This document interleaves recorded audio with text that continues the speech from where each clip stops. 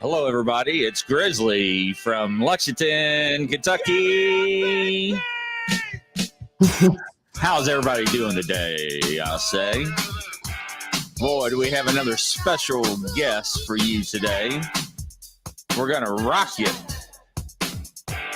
Where we go? I don't know. I'll let her tell you where we're going to go. It's her show. My guest. How you doing today, ma'am? I'm absolutely wonderful. How are you, Chris? Oh, wonderful, wonderful. So tell me a little about yourself. Right, I'm just going to open up a whole world of weirdness here. Is that okay? Oh, absolutely. So which would you like to speak about first? Whatever you like to take us to. Right, okay. I can start with the healing or paranormal investigations or readings or... Right, okay. I'm an international psychic medium. My name is Janet Carroll. I'm a healer, big umbrella of a healer. I'm a paranormal investigator. I'm an end of life healer. I'm a second practitioner. I can go on and on and on. I just prefer the label of a healer, psychic medium and healer. That's where I am. I have a liking for the paranormal, but I'm not a paranormal business. I like to go into a property and feel the residual energy that's coming out of that property. I like the history. I like to know nothing when I go in, or very little. That's better for me because it just hinders, it plants the logical seed. I like to go in and feel what I feel and communicate with, because the way that places are going at the moment and paranormal investigators, I'm not saying all of them, it's just down to a select few. It's all about the grotesque and the ugly and the, oh my God, I've been murdered by an axe murderer, you know, and all this. Grotesque and the basically, spirit is beautiful. I work on a different vibration when I do a paranormal investigation.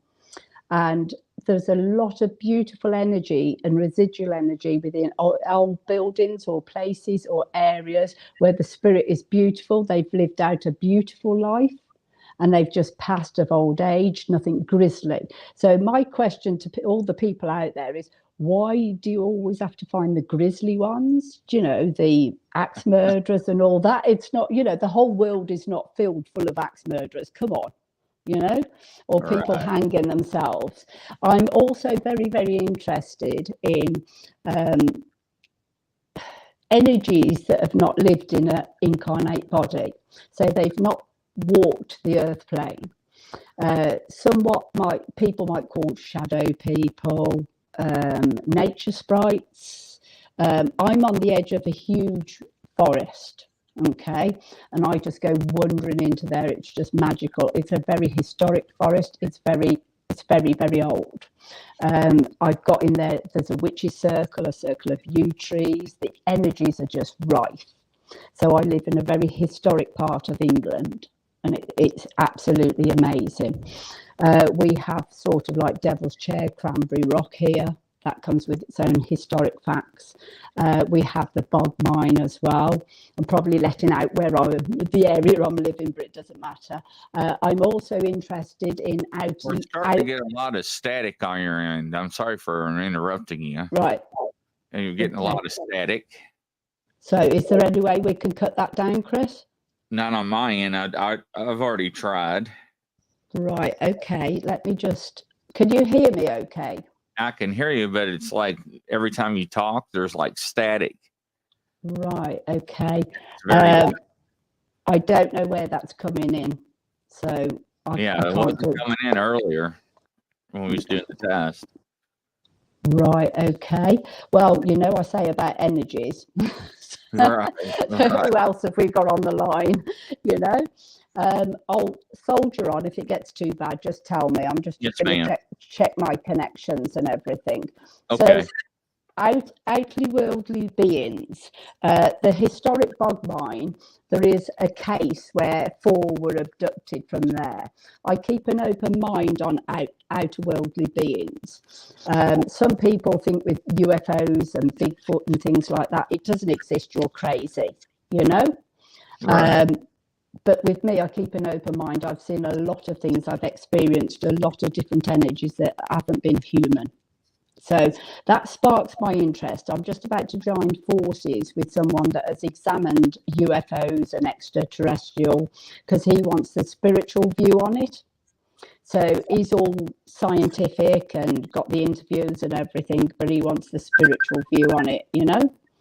So also, that grabs my interest. Paranormal investigations, it isn't just down to wooded areas or houses, you know, it's down to places of work. I do a lot of attachment work, taking attachments off people, clearing spaces, clearing homes. One of the most, well, shall I say scary? I don't know whether you class it as scary. One of the properties I did in England, I won't give you the location because of privacy for the people. There was actually like black tumbleweed just rolling across the ceiling and down the walls. They'd had a hell of a lot of things, coins thrown and apported, just appearing from nowhere in the hallway. They've had the duvet dragged off them, blankets pulled off them, so much so this was their dream house. So they spent out everything to get it, you know. Right. They were in there a month and they moved into a hotel. It was that bad. They had a paranormal team in, used to be one of my paranormal teams. They couldn't clear it. They had a priest in to bless it, didn't clear it. Okay, so they got me on site and I cleared the whole place. But the thing is, it's the history of what had happened in there. I felt there was a brutal battering there, but the lady survived it. And there was also an incarceration in the one room. Hold on for 1 second. I'm sorry to interrupt you again. I've got somebody backstage that's coming on. This is Mr. Glenn Jackson. She's cracking up still pretty bad, isn't she? Hey there. Hello, Glenn. Hey, can y'all see and hear me? Yes, I can hear you perfectly clear. Yes. Okay. Yeah. Yeah. Her microphone's just overdriving a bit. I just thought I'd drop in and listen. So I've missed most of the show. Right. Yeah. Right. Every time she speaks, it crackles. How's that? Testing 1 2 3. Is that testing 1 2 3? Yeah, still cracking. Can you use your microphone off your iPad? Let's try, shall we? Yeah, I'm sorry. I do apologize, everybody. I do apologize, ma'am. So right, getting her mic adjusted. How is everyone today? Yeah, you sound a lot better. How's that, Chris? Yeah. That's good. Well, okay, now it's actually coming from her iPad, isn't it, Glenn? iPad. Yeah. I didn't detect it that time, but maybe when she speaks a little more. So right. All right. You want to go ahead and go on with your story? Like I said, I apologize for interrupting you again. Yeah. No worries. If you can't hear properly, you can't hear properly. Does it sound a little bit better to you, Glenn? Yeah, it is a little bit better. Your modulation's good. Yeah. Okay, let's go from there then. Right, what was I saying? Which part did I get to? Well, I rudely interrupted you so many times. I don't even remember. I apologize. Don't worry, Chris. You know, it's probably something to do with my age, isn't it? It's memory, isn't it? Oh, mine as well. Right, outly worldly beings and also paranormal. That's it. Clearing houses. This one particular house, it was a Fairside house. They'd spent out all the money to buy it. They'd got a couple of children. It was so scary. It got that bad that sort of physically the curtains were flying up, drawers were coming in and out, a lot of poltergeist activity. There was black tumbleweed, like something crawling across the ceiling. Now, this was seen by the people that owned the house. It was seen by me. It was seen by the paranormal investigators. I don't think the priest was very keen on going in there and blessing it either. So someone said to them, buy a dog. Why on earth would you buy a dog if your house is haunted and you're nervous? Why would you buy a dog, Chris? You know, a dog is going to react to any energy, you know, and I often say if a dog sort of whimpers in the corner to energy because it's seeing a spirit, I I wouldn't worry too much. But if a cat runs, I'd be in front of the cat, because cats don't frighten that easy with energy. They just don't. Right. So cleared this, and I told the people, I made them go and walk in the house. The husband was actually worse than the wife, believe it or not. He was like real, didn't want to know, couldn't handle it, you know. And I said it will take sort of a 24 hours just to calm down a little bit, so don't worry too much. They both walked in, will take, like by themselves, went round the house, came out, and they said it was a completely different energy. All they had in the following 24 hours was she woke up to a coin being placed in front of her face on the pillow. Ooh, and wow. Yeah, well, you know, and if that's the worst they're going to do, I can live with that quite happily. And the husband had the duvet pulled off him, so he didn't like that too much. And then nothing, it's completely cleared. It was weird old feelings in that house, but it wasn't particularly an old house. It 1930s built, so it wasn't particularly an old house, you know. So that's part of what I like doing. I think I discussed with you before, Chris, there was a young gentleman that came to me out of desperation as well. He'd actually been to his doctors. They tried to write off that he was actually barking mad, and he wasn't. They said he didn't need a psychiatrist or anything, but yet he'd sort of, I think I told you about it, he'd thrown himself down the stairs. He set fire to himself on the bed that he was lay on, and it wasn't him. It had come about that he'd had a cousin that, I can't mention any names, a cousin that had passed, and the cousin was spiteful in nature. So he came through that way, spirit-wise, and he kept on and on and on, eating away at his cousin's head until he did what he told him to do. And it was totally out of character. In the profession that he worked in was a very gentle profession. So it was totally out of character.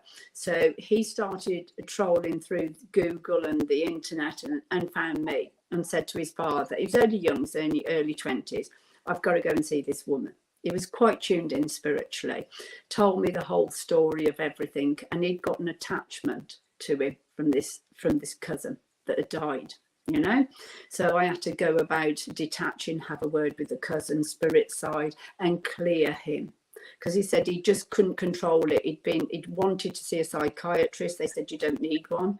So we've got to write off the fact that they're barking mad first, you know, we've got to look into that first. And he definitely wasn't. So I've done quite a few people like that. One that springs to mind is a military bloke, married, 3 children. This was in England. It was actually, I can tell you the county, it's Worcestershire. I can't tell you any more than that. And basically, he used to have to travel away. He was an ex-military.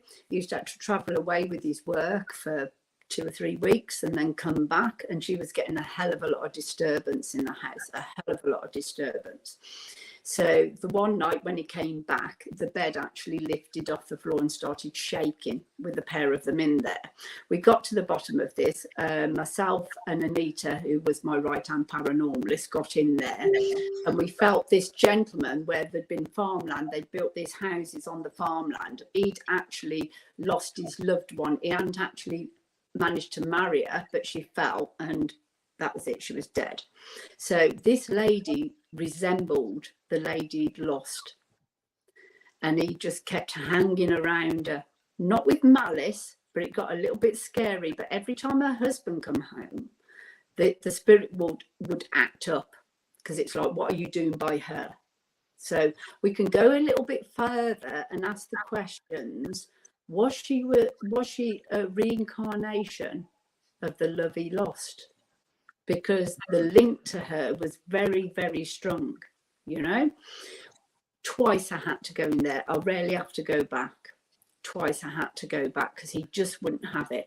He didn't frequent the house so much. He just come and went when he wanted to. But whenever her husband was home, he just reached out. Never touched the children or anything. It was her that she resembled his loved one that had gone to spirit. So, you know, we dissipated that. They're all comfy. That led on to another ex-military guy, his friend, who out of desperation, and he'd not seen anyone for 3 years. And his friend said, go and see Janet, have a word with her, see what happens, you know. And he explained to me, I had them both on the phone, he explained to me he never felt alone, but it was creeped out. He was creeped out by it. He hated it, you know. And he actually said that a friend of his had actually took his own life, and he thought it was his friend that was haunting him, because he could have done more for him, he feels. He didn't realise how bad he was, you know. Well, we can always say that about people, can't we? But if they've taken that decision to take their own, that's indeed what they're going to do, and no one's going to stop them. So, but basically what had happened, he took his own life. This guy had taken it on board that it was his guilt was playing on him, really playing on him, you know, thinking I've done wrong, he's come back to haunt me, I could have, you know, upheld a bit more support and all this. It was actually the dead guy's stepfather that was haunting him, just sought his opportunity and just came in between him and anybody else. Right, so he actually agreed to meet me, come and see me, and the things he told me, I can't discuss the whole case, but the things he told me, wherever he went, in his van, he was working as a builder then when he came out of the military, in his van, at home, when he went out, in the pub, anywhere, he just felt like there was someone there constantly by the side of him, but it wasn't a nice feeling. Now, this, his friend's stepfather who had passed over was not a terribly nice spirited man. And that transides over to spirit. Because, you know, we have like our Fred West and Road West, that multiple serial murderers and all this, you know, their personality and character doesn't change when they get to the spirit side. They might be sorry about it, but the personality and character is not going to change. Well, this guy was wreaking havoc with this military guy's life. And he was making him feel more and more guilty that, you know, his son had taken his life. He could have done more about it, you know. When this guy came to me, this was just something else. He had actually set fire to himself. That's how he passed, his friend. And all I could feel was fluid going into my ear, over my face, into my mouth. I says, I've got a strong smell of petrol here. And I've just got fluid. I almost feel like I'm drowning in it, but it's not right. And then he told me, yes, he poured petrol over himself and set fire to himself. That's how he chose to go, because he couldn't cope with life, you know. And indeed, his friend come through with nothing but admiration and love, and thank you for putting a roof over my head, and I'm so grateful, and everything else. So the guy had a reading after I removed the attachment of him, which was the dead friend's stepfather, who was rather an ugly character, shall we say. Bless him. So everything I do is with love and light. The way I work, to me, ghosts are residual energy, okay? You know, the sort of apparitions that walk through walls. It's like video, it's like replay. Spirits are the ones that interact, you know. So I would never, if I saw a grey lady walking through a wall, you know, it's just like a video. It's playback. I'm interested in the spirits and all sorts of different energies. So I'm going into a different level at the moment. I'm an end-of-life healer as well. That's very precious to me. There's no charge for that. Obviously, if I've got to travel, there's expenses, but there's no charge for that, because everyone and anyone deserves to have a nice passing and a nice transition. So if I can do anything, you know, I'm asked for to go to hospices and end-of-life, and it's usually the last few days, or we work with them for a couple of weeks before they pass. You know, just to make that passing easier, more comfortable. A lot of people are quite frightened before they pass, you know, so it just eases them into the transition period. That takes me to talk about the PAT therapy that I sort of spirit channeled through me. I didn't invent it, spirit channeled it through me. I was the facilitator. I was the one that was going to take it, make a manual out of it, get it trademarked and all this and insured and put it out there. So far, because we've had this damn COVID and this pandemic, it put a sort of a stop to a lot of things. And the PAT therapy at the moment can only be done in person. But so far it's eradicated a growth in a lady, and that's the say-so of the surgeon, not her say-so. And he said that I have no logical information to how, what happened other than you're okay. So I got a beautiful email from that. It has dissipated a rare OCD on a lady that's allowed her to live her life beautifully. It was holding her back. Another lady, she's just singing from the rooftops. It would be better for you to speak to these people to see how they've taken on board the PAP therapy. It's just an amazing therapy. It's a multifaceted therapy, and we're just taking it up to teachership at the moment, and we're just doing some research on if we can utilise it distantly, because there'd be no holding back with that one. Okay, so that's another area. I'm a Makaya Sui lineage Reiki master teacher to the 4th level. I'm also a second practitioner. Violet flame, spiritual healer, you know, all of that, loads of healing disciplines. I'm also a clinical hypnotherapist, advanced, and NLP, all the healing arts I've gone to. Once I started learning, I couldn't stop, and I'm still going now. So I'm just about to do my chakra ascension certificate as well. Just as many tools in my toolbox that I can gather for healing, I want to put out there to the public, because I am in service to the public. You know, this is my path, my spiritual path, to educate and to heal and to enlighten and to investigate. Now, let's get back to the crunchy stuff, I call it. I'm very interested in outly worldly beings. Right, I've seen a few things and I've felt a few things and I've channeled quite a lot, you know. So there's 2 more books. I've only got 1 book to my name. That came out some time ago, but I'm working on 2 books. One should be Magical Journey, if we can have that. That's the sequel to It's a Kind of Magic that's out there. And it will still be like It's a Kind of Magic. And I've got this here to show you that it's been out some time now. Oh, that's awesome. Right, so I'll send you one over, Chris. So it is a spiritual teaching book mainly. It's a slight bio, but it's a spiritual teaching book. So it shows people how I got into this. You know, when people say to me, how long have you been doing this? And I just say, well, I've been a bit weird since birth. You know, I've always seen spirit. I've always heard spirit. Kept very quiet about it in the early years, because you feel fear of being ridiculed, isn't it, really? Or you're barking or whatever. Well, maybe I am, maybe I'm not. I don't really care, you know, but it's my life's path. Right. It's full of spiritual lessons and exercises. So it's quite a good book in that respect. If you're approaching a spiritual path, you want to jump on there, you want to develop your psychic abilities, your mediumship. It goes into past life regressions, which I'm passionate about as well. So it's really good just to utilize and flick through and get into those exercises and get working, you know. Another thing I'm passionate about, I'm also a crystal therapist. So I'm also a collector of specimens, much to my husband's disgust, because the house is really full of them. But hey ho, he collects things. I've got my crystals. So I'm also, I can show you some of them. I've got you a few things to look at. We have one here. This is a manifestation crystal. It's quite a big boy. And we've got our lovely black tourmaline. Utilize this a lot, especially on the investigation, because it guards against psychic attack from the living or the dead. It's a very handy one. It's very grounding. Okay, then we have a tektite. So we've got Libyan desert glass there. Don't know how much you can see. It just looks like a piece of plastic, but it's fascinating to work with. Really fascinating with the visuals.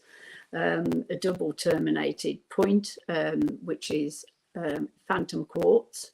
Oh, wow. I could keep going. You don't get me on crystals, Chris. Don't get me on crystals. I just won't shut up. I'm fanatical about them. I'm actually a big crystal fan myself. Oh, bang, absolutely brilliant. I'm also into making crystal oils as well. So I'll show you this. This one's been steeping. I've only got 2 left of these. It's been steeping since the 8th of the 11th, 2016. Okay, that is a AAA grade Afghan sodalite. in organic sunflower oil. So what we would do with this in meditation particularly, sodalite is extremely good to put under your pillow if you can't sleep very well. It's also one of the throat chakras here. It's one of communication, and it sort of brings everything down and grounds it a little bit. It's really fluffy and lovely. I like this one. So you could utilize this if you're not sleeping very well. Put a little bit on third eye, on your pulse points. That's all you need. That will last you. If you used it every night, it'd last you a year. That well. Wow. So that's, and this is just the other one, which is a blue john, which is a AAA grade blue john as well, which is classed as the healer's stone, you know. So it's very good for all sorts of healing. So you can utilize that like you would some fragrance, a perfume.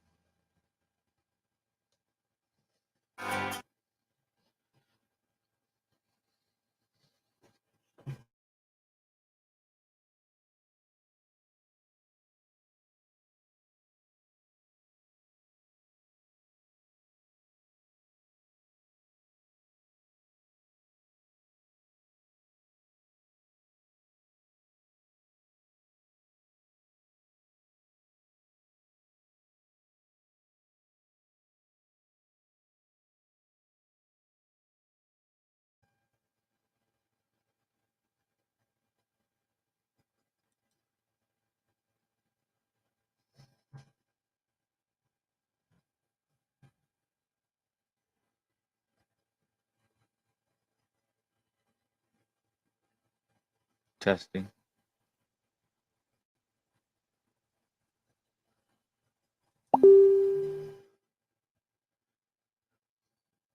Oh, I'm sorry, Janet. Can you hear me? Check the bottom of your screen. Your mic is muted. At the bottom of the screen, you see a microphone. Just tap it and it'll be unmuted.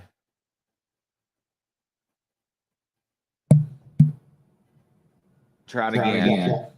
There you go.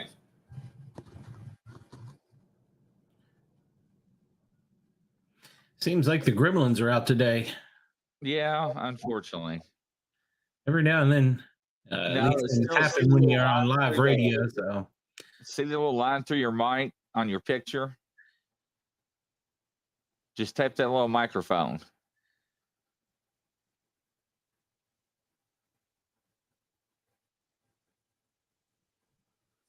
Let me see here. Let me see if I can private message her. Let's see here. yeah, sometimes when you're in live radio, these things happen. So, Janet, somehow your mic has muted itself, which is kind of odd. So we missed a little bit of what you were saying there. What you were talking about with the crystals is fascinating. I've actually been very fascinated with the crystals and learned quite a bit about them. So, yeah, it's always fascinating. Yeah, at the bottom of the screen, there's a mute and unmute button, and somehow you've activated the mute button, or it's activated. Someone didn't want you talking. Maybe that's it. Evidently not. At the very bottom on your picture.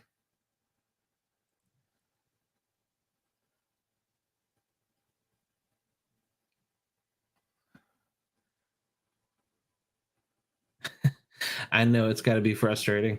It is. So, unfortunately, Grizz, since I missed a little bit of the beginning, fill me in on what you dropped me into here. Well, I didn't know you didn't want to come on the show, so I apologize about that. You said send me the link, so I did. Well, I was just going to check out the show, keep you in check. That's what I do. Sometimes it's good to keep you on your toes, but that's okay. Checkmate, you got me, you added me, and I don't mind. I'm a guest co-host here, so I guess I'm a guest. She's messaging me right now, and I'm letting her know. Just click on it. Okay. You should have a master override in your settings there. Well, I did, and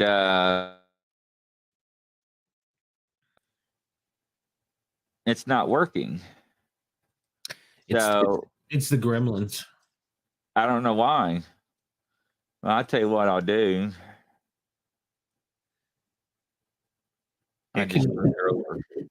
I was going to say, I heard something. Not letting her. Okay, well, I'll tell you what I'll do. We'll do this. How's that? Hey! That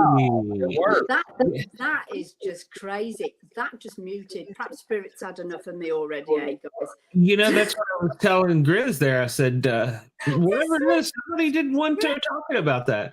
So, you hear a knock on the door and there's some guys in black suits. Run. So. Yeah, right. They're white coats over here. No. Come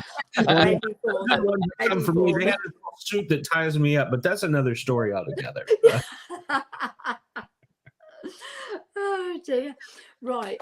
So you can hear me fine now, yeah? Oh, absolutely. You're loud and clear in the Atlanta area. Right. Great. Okay.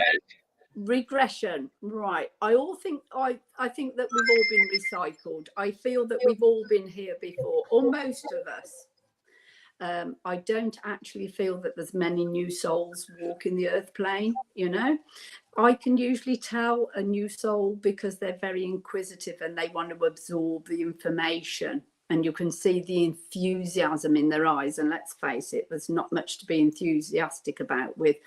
I won't get political, our government and the pandemic, and we won't go there. So I would, but yeah.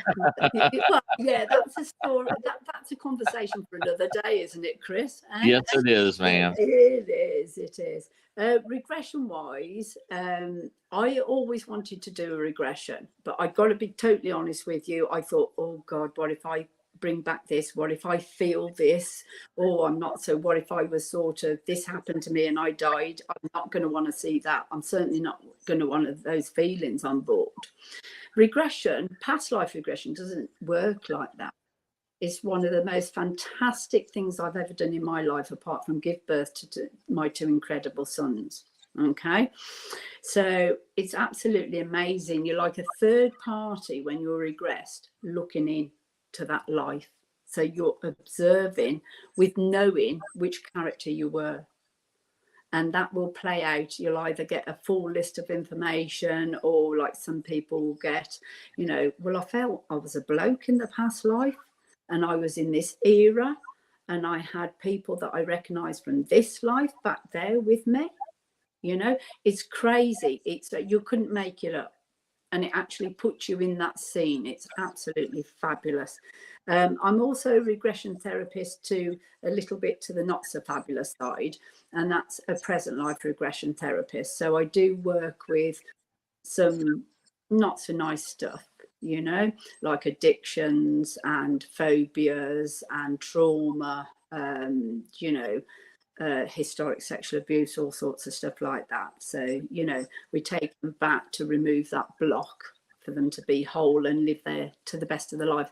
PTSD is one that I do quite a lot as well, just to lift that so people can go forward and actually live their life instead of just procrastinating or stagnating or just feeling sorry for themselves, So that's very dear to my life. I absolutely adore doing that sort of stuff, What else do I do? What don't I do, Chris? I'm just a multifaceted sort of healer and medium. Like you do everything. I'm absolutely nothing special, just the facilitator. What have I done this year? Right, I taught for 6 days over in Jersey. That's not New Jersey. That's Jersey, the Channel Isles. I've been a VIP guest at the Sage Paracon, which is the largest paraconvention in England. We investigate Coombe. I've done Coombe with the Sage Paracon 3 years running. Well, not with a break of 2 years in between the pandemic, obviously. And Sage Paranormal are back there running the Sage Paracon next. I think it's October. So we have loads of lovely guests over there. It's MJ Dixon, if anyone's interested. Just find her or ask for a link me on Facebook and I'll send you that way, because she does some fantastic sort of investigations. She really knows her stuff with investigating. She was also, I think, the English producer of Hotel Paranormal that I was on as well. So we've done a fair bit of work together, you know. I've just held a 4-day healing retreat in Glastonbury as well, and we've had all sorts there, from gong baths to cacao ceremonies, shamanic cleansing ceremonies, kitchen witch, that's MJ Dixon again, herb aromatherapy, regression, past life regression. I absolutely adore teaching my spiritual detox toolbox. Everyone should have one of those in their house, not just hammer and screwdriver and all the rest, but a sage stick and Palo Santo and yerba santa and aromatherapy oils, black tourmaline. It's stuff that protects your house. I grid houses out as well, you see. And a tutela powder, which is, I make my own tutela, which is sort of purify and protect. So when I go into a house to clear it, even if it's just stagnation in there, I will use, my go-to is sage, or with white Californian sage if I can get it, or my organic sage that I grow. So sage is my go-to. But yerba santa is very good for lifting and energizing it after. It's a beautiful fragrance. I also grid the houses out with black tourmaline and natural citrine into the 4 far corners and 1 outside the main entrance. All things that you can do just to sweep all that stagnant energy out of your house. You know, it's one thing that the Victorians used to do as well. When it came after Christmas, they used to sage the house. Well, they used to use sage because they used to have a lot of nasty nifs, didn't they, in the Victorian age? They didn't really have a lot of deodorant or anything, did they? So, you know, they used sage an awful lot. And they used to, when they spring clean, when we say spring clean, they used to spring clean the house and they used to sage it to get rid of the stagnation of the winter, you see. So sage I found quite invaluable. The tutela is a powder which is, it's seal. It's sort of purify and protect, I call the packs that I make. And after I've cleared the house and I've gridded it out, I will go around with the tutela powder and go around the whole perimeter of the house and seal it in, you know, so that house is protected. The tutela powder you can do yourself. I've got Himalayan pink salt ground down in a mortar and pestle. I've got organic rosemary I grow myself and organic sage, that's what I'm using at the moment. Just get it in a mortar and pestle and grind it down, and there's your protect. So it's purify and protect. A lot of these are self-explanatory as well. So just lately I've just really got into the herbs and the crystal oils and things like that, because they really do help people. And the crystals, you know, my crystals are my go-to thing. If I'm feeling a bit irate, then I'll grab hold of a rose quartz or a sodalite and I'll work with that. If I need energizing a little bit, which is often because I'm so busy at the moment, I will use that double terminated clear phantom quartz, because clear quartz is a battery and an amplifier as well. So it just brings it up a little bit. Citrine is exceptionally good for women of a certain age, like my age. That's very, very good. So citrine is very good for hot flushes, the menopause, things like that. It's also the crystal of abundance, and it's also the crystal that works with the solar plexus chakra, which is our personal power. Okay. So things that I teach psychic abilities, I teach mediumship, I am a Makaya Sui Reiki teacher, a master teacher. I teach the PAT therapy. I do hold workshops on angelic. I hold healing days. I'm very passionate about the exploration of mediumship and getting other people on the platform. I've guided and helped a number of mediums over the years, and a few that have gone into the public eye and into TV, and it makes you extremely proud to see them fly. It's absolutely brilliant. So, you know, I'm not in any competition with anyone. I'm just here to facilitate and help people grow spiritually, healing, teach them, educate them, enlighten them, so they can lead their life how they want to lead it as well, and bring them out of the conditioning that they're going through, whether that's domestic, whether that's worldwide. But how much they're getting bogged down with all this conditioning, I think that's probably a conversation for another time as well, Chris. So, you know, a lot of people are just feeling sort of incarcerated, aren't they? Sort of stuck at the moment. So through COVID, I will say, myself and a colleague of mine, who's an absolutely amazing healer as well, who's Anne Massey, we supported an awful lot of people through COVID. You know, and that was obviously we couldn't get on site, so it was a lot of distant healing, but we were there to chew the cud with them and talk things through. A lot of people were panicking. There was a lot of fear and a lot of panic, so that's what we had to work with that, bring them back down to earth a little bit, and to look at it logically, what's happening, you know, take the fear away. Do I know anyone who died from COVID? Yeah, fact. Yes, I actually have. I have as well. Yeah. I know more than one person, and no, they didn't have underlying health problems. There was no reason for them to go. You know, the usual, oh, they were overweight, they had this wrong with them, they had that wrong with them. No. As sad as a 27-year-old lady dying that's like a few miles away from me, nothing wrong with her at all. No existing. So I think it's quite selective who it picks on, you know. So we've had to work extremely hard, and we're still working with people from the fallout of COVID.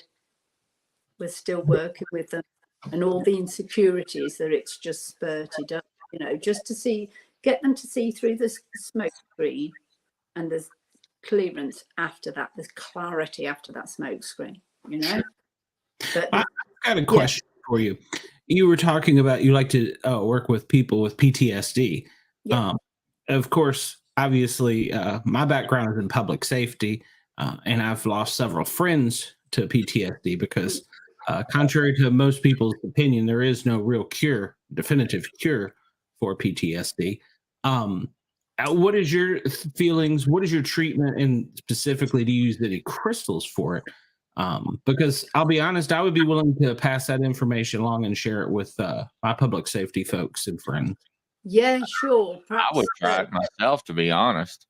Well, perhaps we ought to get on screen, and I can give you, or you to give them, you know, exactly what they need. Yeah, crystals can help. Crystal oils can definitely help. Okay, but the therapeutic process is what's needed there, as far as I'm concerned. That's the way I work with it. Now, the therapeutic process can happen on video link. That's not a problem. Okay, as long as you've got somebody the other end, just in case tech goes down, and you can phone them. So I'm talking sort of, you know, it could be any therapy. If I see that hypnotherapy is the way forward for you, that can help, because I'm a multifaceted healer, so I'll have to look at each case study on its merits, because we're all different. I don't like being put into a category. We are all absolutely different, every one of us. So I work on the case study that's in front of me, and I utilize and give them what they need. So I'll channel, you know. I'm not going to go into mediumship, but I will say there's a lovely lady that stood behind you, Glenn. Sorry, I've just got to give you that, and brings much love forward to you. Okay. And I would feel it's a generation back from you. Okay. Well, so message me off screen, then I'll have a question about that. Right. Okay. No problem. But yes, PTSD. I've suffered PTSD, and I won't go into why or what for or anything like that, because it's not about me. How am I now? Absolutely fantastic. helped out by a fellow therapist, and yeah, it's great. Nothing there. I can talk about it. I can describe every little detail of what's happened to me. Off screen, this would be. Right. Yeah, right. I can't go into that on screen. But I could go through everything, and you'll see no emotion. I've healed. I've worked on myself. I needed another therapist that just give me a little bit more, because as healers, we can do quite a bit ourselves, you know. But we won't work. Carry it with us too. Yeah, we won't work on ourselves as healers. If Anne was stood by me, if Anne was stood by me now on screen, she'd tell you the same. We won't work on ourselves as good as what we'll work on others. Agree. Know? We put ourselves second. We must not put ourselves second, because how can we be all and everything to everyone unless we're a clean unit ourselves, a clear unit? We've got to be clear. We've got to be healed. It's a hard pill to swallow when you're a healer. I'm a paramedic, so yeah. It's a hard pill to swallow, to treat yourself or to realize that you may have the problem. So, and as healers, and your type of healing is different than mine. We carry things with us. It stays with us. I'm a critical incident stress debriefer, and I always tell my coworkers, you know, it's like socks. You put them in a drawer, and these things eventually build up. And one day you're going to have too many socks, and your socks are going to overflow. You're not going to be able to close that. With it. You can't close that drawer. You've got to do something with it. That's right.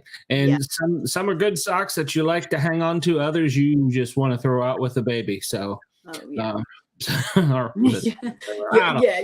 what you mean, Glenn. I get.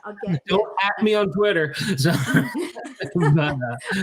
And that's actually, when it gets to that point, it's gone to overload. Absolutely. And you're right. Healers, whatever healing discipline you belong to or you practice, we're all the same. We will put other people before ourselves. And I've had to realize this, because I got that bogged down that I was putting everybody. I was running on fumes. For a couple of years, I was running on fumes. And when COVID hit me in 2020, it stopped me. So, you know, I needed that slap, if you like, to stop and to realise. And that's exactly what I've done. And I've come back stronger for it as well. Good. So, you know, we've got to realise we need to look after ourselves if we're going to be all and everything to other people. You know, because also, like you've said, you know, I've been party to doing some cases that are a little bit, you know, below the radar, a bit nasty and stuff like that.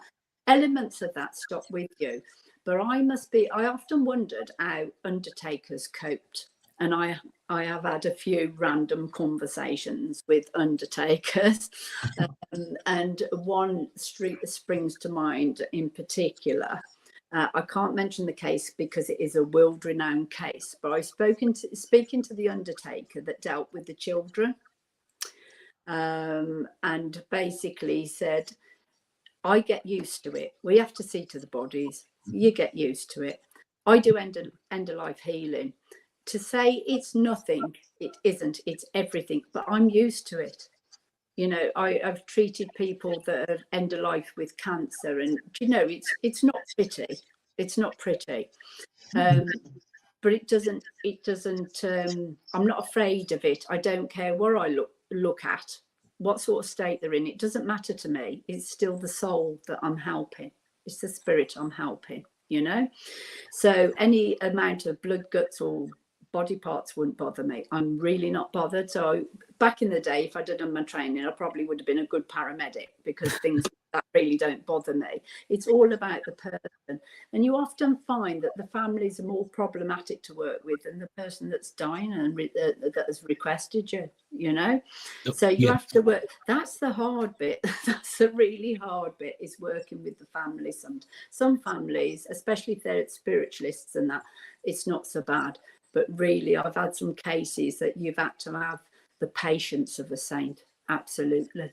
You know, and I'm sure you've had some cases being a paramedic as well, Glenn. That's been very much the same. You've had to work with the family, and it's a bit neurotic at times. So but I wouldn't turn the pages back. I would not do it. and now I'm going back out on site, end of life healing, you know. That's very, very precious to me. I've got some exploration investigations going on shortly. That's a little bit exciting. I can't mention the one place because I just can't at the moment, because it's a government place. So, and I'm hoping to be able to get into that place to do an investigation. What I like about my paranormal path is that I've been lucky enough to been thrown a lot of virgin locations, a lot of virgin venues, and it's been absolutely fabulous. Because I don't know what your viewpoint is on some of these places that have been, excuse the terminology, done to death. You know, one paranormal investigating team after another. Now, I ask you, both of you, what would you do if you was a spirit and someone kept investigating your home? I would hide. Well, I'd play up to start off with, but after, you know, a year of doing that every weekend, you've had enough, haven't you? Yeah. So yeah. I do find some of the places have been a bit done to death, you know, and there's not a lot to be had. And they will prank you too. Yeah, definitely. I found that out through a ghost, I don't know what it's called, tour of downtown Knoxville. Right.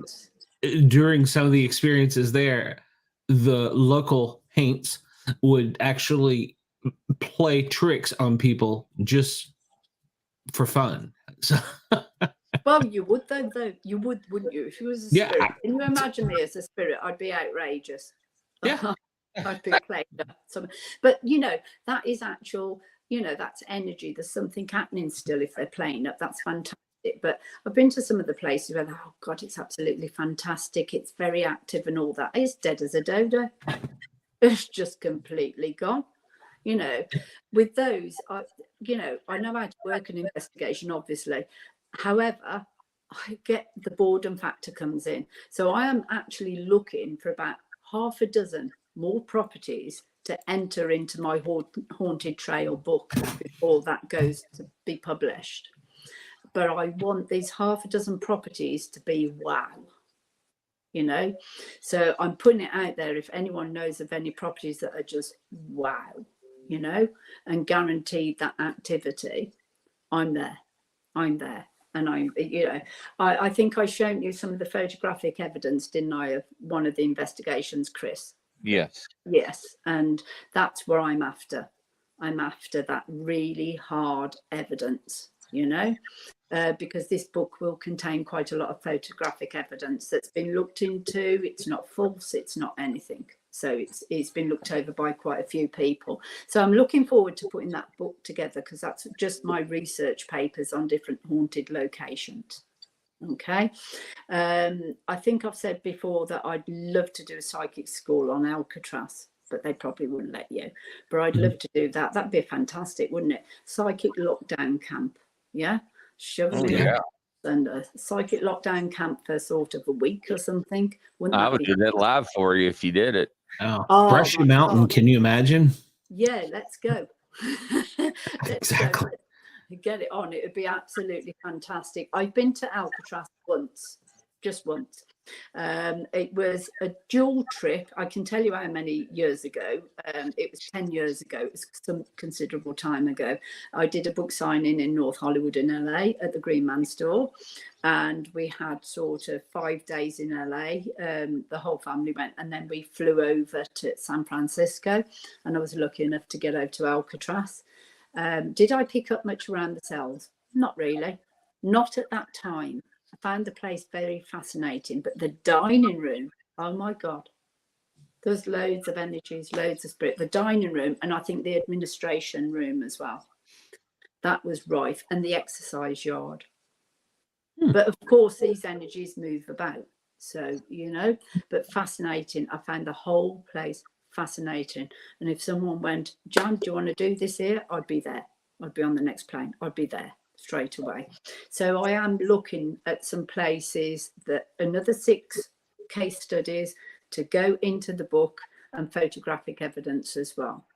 You know, so I'm looking at something that's really active, and I'm determined I'm going to find it. One of the places that I can't name has got that activity, and it goes a little bit further than just spiritual.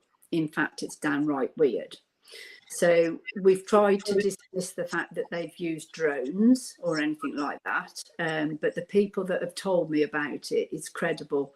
They weren't on drugs, they weren't drunk or anything. There was 4 of them. They all gave the same account. Okay. From this building, they thought it was someone with a flashlight coming out, sort of, you're too close to this building, you shouldn't be, you know, get off, like you're trespassing. But it wasn't. And the light went from the doorway, and it's just getting just a little bit dark, like it is here at the moment, just a little bit, just turning. And it went from the doorway. They got up, started walking away, thinking, oh, someone's going to have us here. It's the security guard or something. There's nobody there. And the light went from the doorway and shot off in front of them within a second, like that, and just followed them. And then another light come in. There weren't drones. We can't. That's one of the places. It's a virgin location. So I've just got to get out there. It's not a million miles away from me, you know, probably about 150 miles. So everyone's going to be searching if they knew where I live, that is. So yeah, it's a fascinating place. I've got to get out there. I need to see what I feel. Like I said, the forest, the woods up the road from me as well, very atmospheric, full of shadow people. I've seen a lot. I've seen a lot in there, a lot of different energies as well, and nature sprites as well. It's an ancient woodland, so it is quite, it's quite lovely, very atmospheric. Few people don't like going in there overnight. It stretches. If I was on the horse, I could ride 7 miles through the woods to another part where a lot of people have actually committed suicide. There's a lot of energy there. Okay, so there's parts of these woods, it's just vast, that I just want to go and investigate more and more when I've got time to do so. Like I said about the guy with the UFOs and extraterrestrial, he's got a whole library of stuff, you know, the interviews, like the 4 that were abducted off the A5 in Shropshire in, I think it was 1986. And they all gave the same account. They were coming out from a club late at night, early hours in the morning, and they was driving along the A5, and all 4 of them was taken and then brought back. Now, question: was it near water? Sorry? Was that near a body of water? Basically, the car was on the side. I'm led to believe the car was on the side of the road, and they just were taken and then put back. That was it. It wasn't near water. Okay. So it was more like a dual carriageway, not a motorway, but more like a dual carriageway. Okay. As far as I know, it wasn't near water. But you know, I find that fascinating. For me, I've got to delve a bit deeper. So I've got to throw the crap out. You know, if there's any crap or anyone falsifying things, I need to investigate that and think, well, that don't ring true to me. That's not right. You know. But when something grips me and I think, right, explain, how does that happen? How does that happen? You know? So I'm very, very interested in that side of things. But we'll see where that takes me, because I'm just treading onto that ground now. I've always known there's something else. I've always known there's some universal beings. I've always felt that, you know? But I'm just investigating that. As I've got older, I've got more into it. You know, and well, how, you know, explain that, what's that like? Obviously, I'm working, as you can see, from home at the moment. This house itself is active. Well, I would say it's drawn to you. Well, no, it's circular 1780. The house is. I think everyone and their wife has lived in here at some time. It is of historic interest to English heritage. This house is. We're lucky to have it. It was like sort of derelict when we got it, and we're still working on it now. It's a labour of love, you know, but the energies, even my husband has had fish and chips wafted under his face. Right, he's a builder. Like, nearest fish and chip shop next to us is 2.5 miles away. We have no close neighbours. The nearest neighbours at the end of our field, I don't know. I'm no good with distances, but far enough away. So you wouldn't smell any cooking or anything going on. And we rented somewhere else, and he was just phoning me up and saying, oh, what have we got for tea? You know, before we moved in now, but we're still working on it. And I said, well, what do you fancy having like? And he says, someone's just wafted fish and chips under my nose. There was no heating in here. There was no ceilings. We've had to rip down the ceilings, do the electrics, like everything. There was not a soul in place. And then I actually asked the farmer that we bought the place off. And I said, do you know, Chris, every time I walk through the door at a certain time of the year, because we've owned this for just over 2 years now, I get the smell of cider, scrumpy cider, and like a casserole stew or something like that. And it's always round the October month, so round about now, right? I haven't smelt it yet this year, but I know I will. And he said, well, that'd be right, because when they worked on the land, it was harvest time. They were bringing in the harvest. So the blokes used to, even if they worked at something else, they used to get in on the farm and help farmers like harvest the food and all this. And they used to give them a pitcher cider, what they call a pitcher cider, and a casserole done. And that's what I was smelling, going back hundreds of years. And it's just fascinating. I said to my husband the one time, because it is quite a big house, but I said to my husband the one time, I tread carefully with things like this with him. Not that he's scared, but I said, do you ever feel like you're not alone in this house? I mean, I do, obviously. And he went, oh, yeah, especially down that end, the more ancient end, you know, especially down that end. But it's friendly. It's like, if you like, the house has owned me. I'm comfortable here. I like it. I love the energies. There's been an atrocity happen in this house, which I know about. An answer to the questions of any come up, I did clear it. I had to clear this house 3 times. It was wreaking havoc, and it was, you know. So 3 times before we moved in. But you often get that when you start ripping a house apart, and we had to do the wall ceilings, electrics, the lot, plumbing, everything. Once you start ripping a property apart, you'll often find that some residual energy, some energy will mount up, starts, you know, it starts snowballing. And that's what happened here. The more Nick sort of ripped out, the more it started snowballing. I cleared it. I'm aware of the atrocities. I think I've told you, Chris, I can't remember, but I know what's happened in here, you know, and this was like more in modern times, not hundreds and hundreds of years ago. So I don't know what happened then. I didn't feel anything, Bob, it being a home before this, but it's been cleared 3 times, and it's just a beautiful energy, you know.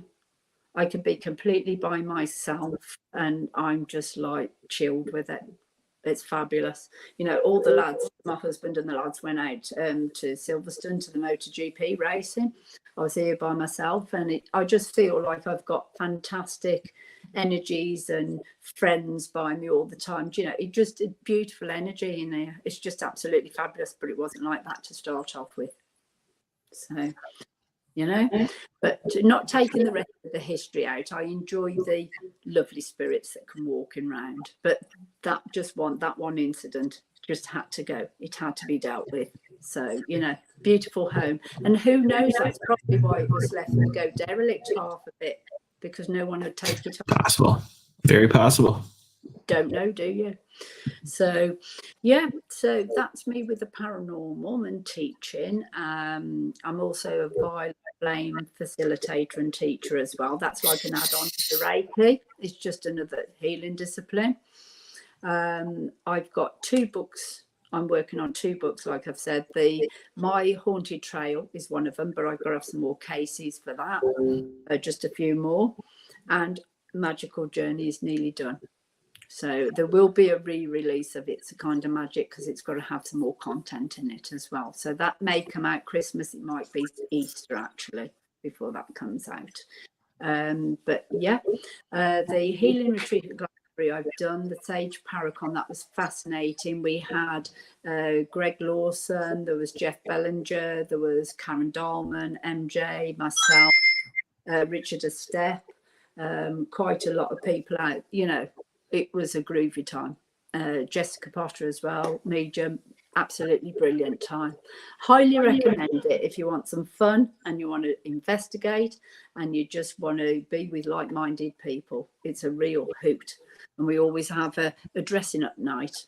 And it was vampire themed, I think, on 2018.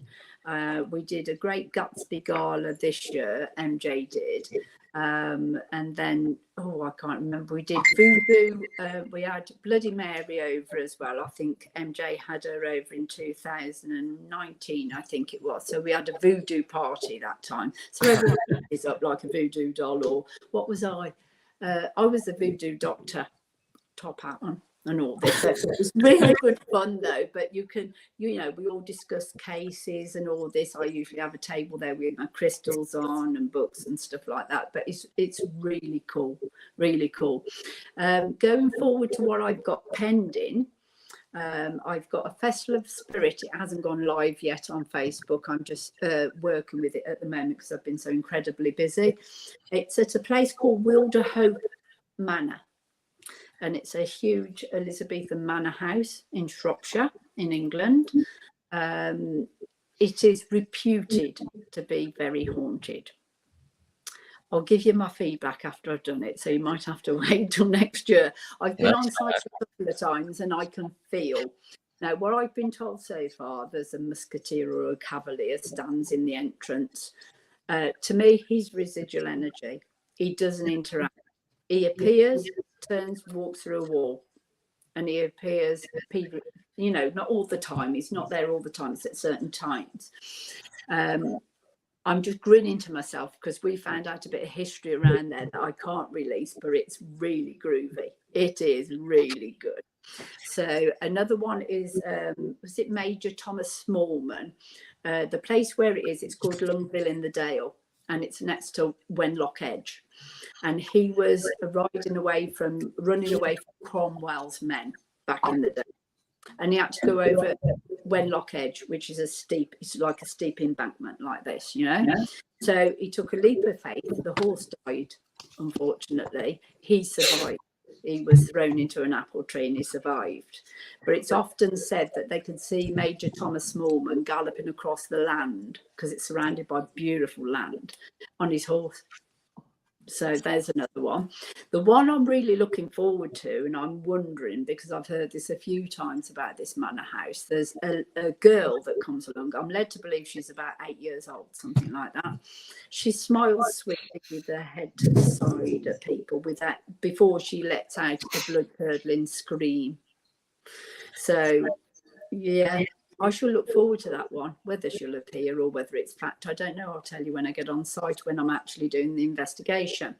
We've got it on a lovely date, Friday the 13th of October next year it starts. Right? That's just as good as Halloween, isn't it? So we've got Friday the 13th, if you're superstitious, that is. I'm not. But a lot of people like to go for Friday the 13th. So we've got the investigation on the night. MJ's very much working with me on that. That's her forte. She's a brilliant investigator. Fantastic. She owns the Sage Paracon. So she's a VIP guest and she's doing the paranormal with me. The investigation, we'll probably have about 40 people on site. So when it's sold out, it's sold out. That's it.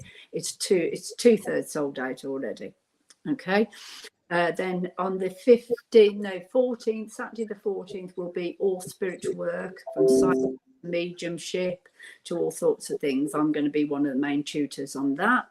And then on the Sunday, we'll probably have a cacao ceremony, a shamanic cleansing journey, and some bioenergy healing, as well as chakra ascension. It's all about the healing. So we'll investigate. We'll go to the spiritual side and talk with relatives or whatever, trained people at workshops, stuff like that on the Saturday. And then we're going to go into the healing. So there will be absolutely nobody leaving that place with any sort of attachment, because that's what they'll do. The bioenergy healer disperses. So that's all fab.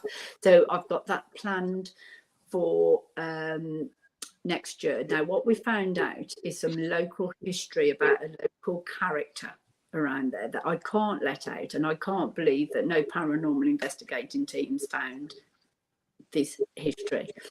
we're keeping it under wraps until we're actually on site, because we're looking into a little bit more whether they were laid to rest.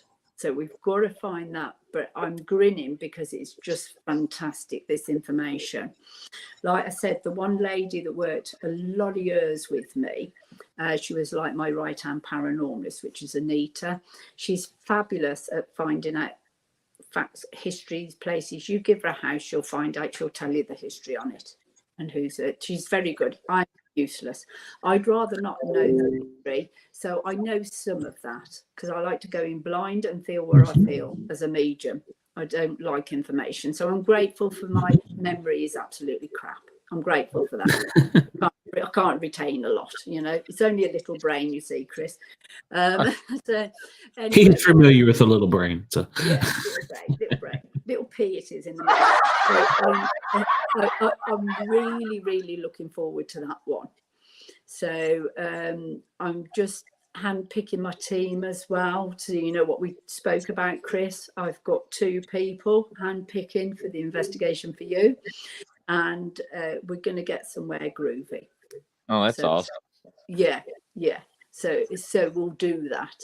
Definitely do that. I've spoken to a couple of people. We're just looking for the right place for you. That's great. It's got to be good. It's got to be good. So more paranormal investigations. I've been thrown another Virgin location, which I can disclose that it's a public house. I just can't tell you where it is. It's never been investigated before. It's quite old. Places can be quite young or newly built. They can still have activity. It depends the ground that they're built on or who's following who or whatever, you know. But it does have a certain amount of activity, but none of it nasty. And it's quite old. Interestingly, that is by water, very close to water. So I've got that. It will probably be in the new year now. So he's trying to get it for Halloween, but it's just snowed under. I'm just snowed under. So, yes, I should imagine a few big paranormal investigations pending. There's a few collaborations people wanting to collaborate with me over investigations or retreats or things like that. So I'm going to be quite busy next year. There may be an opportunity to hold a beautiful festival around the other side of the globe as well. That may be happening as well. But the logistics of all this is like crazy. So that wouldn't happen until the end of next year because their summer is our winter. So that would be great, wouldn't it? I'd go from ours. Oh, absolutely. Fabulous. Go over there and work, and it's their summer. I missed out a bit of the winter because I will more than likely be there for about 3 weeks to a month. Okay. It's quite a long way to travel, you see, so got to make the most of it, haven't you? What else am I doing? I'm currently writing up a few new workshops. I feel that I've done quite a bit on psychic abilities, different working in the auric field, abilities, chakras, working with psychic tools such as cards, ribbons, psychometry, scrying, all sorts of things like that, and mediumship. So I'm just trying to put something together that's a little bit different, that takes a snatch of a little bit of psychic, a little bit of mediumship, the do's and don'ts, the unspoken code of ethics, you know, something a little bit like that. So that's what, and I've got a few budding mediums coming along. 2 in particular that has had training with me, and they are absolutely amazing, but also multifaceted healers themselves. That makes me very proud. It's like I feel this mother, like a mother, you know. Yeah, I don't know if you know Pink Floyd album The Wall. Mm-hmm. Yeah? You know Mother off the Wall. Yes. I feel like this big looming mother, but a nice one over all these children, if you like. I'm just nurturing it. It's the mother in me, I think. But it's a great concert too, by the way. Yeah, I saw them live. Me too. And I saw Roger. It was in 1980 something. You're giving me a memory shake there. Another brick in the wall, and we saw that at Earl's Court in London. But then I was looking to see Roger Waters at I think it was the Dome or O2 in London or something like that. but unfortunately one of them's passed. So, you know, I was lucky to see that as well. So yeah, Pink Floyd, love Pink Floyd. Yeah, me too. One of my favorites. I saw their last tour, Pulse, at RFK in Washington D.C. Amazing concert. Yeah. When was that? When was that? Ooh, 1990, 91, somewhere around there. Yeah, it's been a minute, and I've seen Roger Waters twice since then. So yeah, I've seen him once since then, Roger Waters, and he was doing. No, tell the truth, I have seen him twice because he was doing a lot of his own stuff, and then he did do The Wall, I think. By himself, or brought that back. Now the effects from that, I don't know what they did when you saw them, but they had the sound effects of a helicopter landing, you know, that track in the arena, and you honestly did feel like the roof was just going to open up. It vibrated, and then the flying pig, the golden green lasers, If I had done drugs, that would have been a great concert, but in public safety, don't do that. So they're good without drugs as well, but whatever floats your boat, you know. Absolutely.